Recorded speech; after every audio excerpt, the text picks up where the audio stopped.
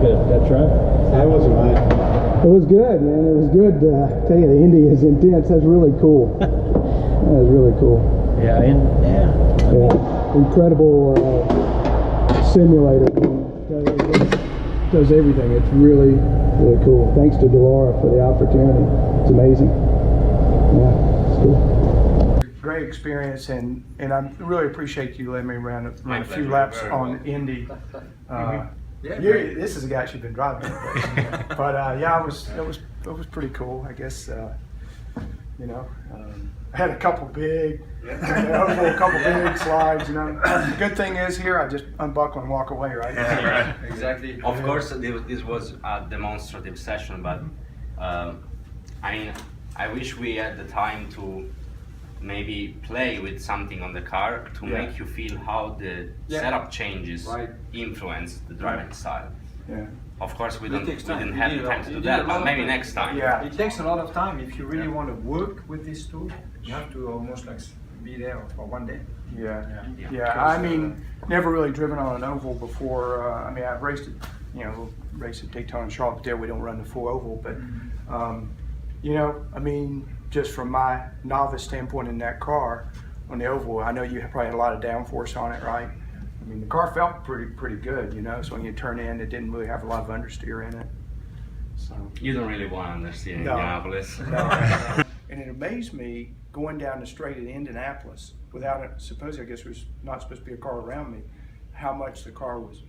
And of course, some of that was my steering, association to steering. Of course, in Indianapolis, because of the asymmetric setup, you have some stagger. So to go straight, I mean, the steering wheel is not straight. Yeah, so maybe some of that was my little minor, but the car was on the straight, it was doing this. I was like, the tires. In Indy, you have to steer to the right. Yeah. I mean, to really hold it, if you let go. But, it gave me a sense of going down turn one. You're crazy, man.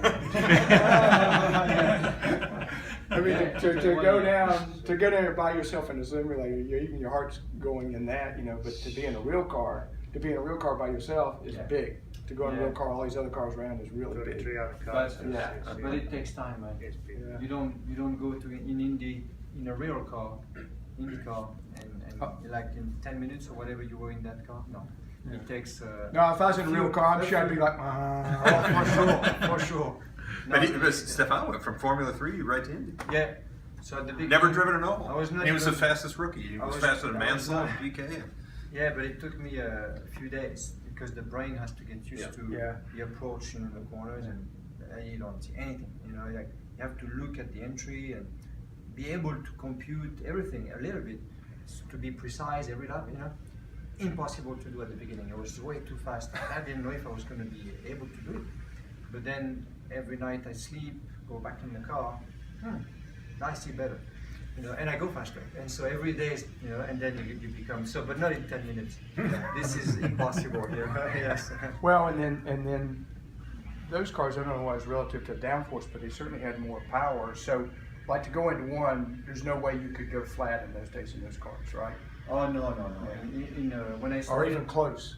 No. So yeah, you were having to turn 1 and turn 3. You couldn't do it. I think I got a couple turns where I was pretty much flat, but like Alonso says, your right foot has its own brain. Yeah. I thought it was funny the way you put that. That's what I was saying. So I thought maybe I was going flat, maybe I wouldn't. So many rookies, especially, like they think that they are flat, but they are not.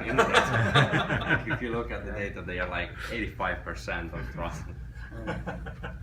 But you are in a simulator. Were you able to finally put yourself in I mean, a real how situation? it goes. The track's coming up, and you're thinking about breaking points and all, and you immerse yourself in it. I mean, then you start saying, well, I can go a little deeper. And it's like anytime you're in a car, I should be in another gear here. You're always thinking, so you quickly come from I'm sitting in a room to okay, I'm driving this track.